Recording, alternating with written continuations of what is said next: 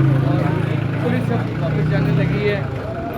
کہ ڈاکٹر ہمارا شرابی سربراہی میں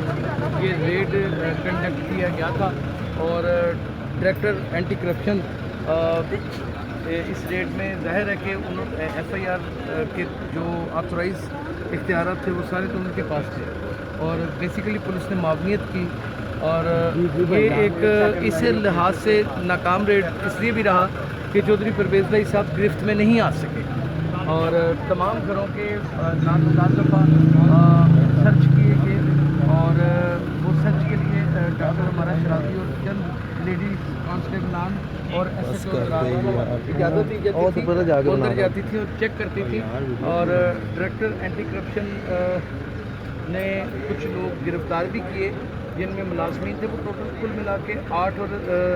6 تقریباً 14 افراد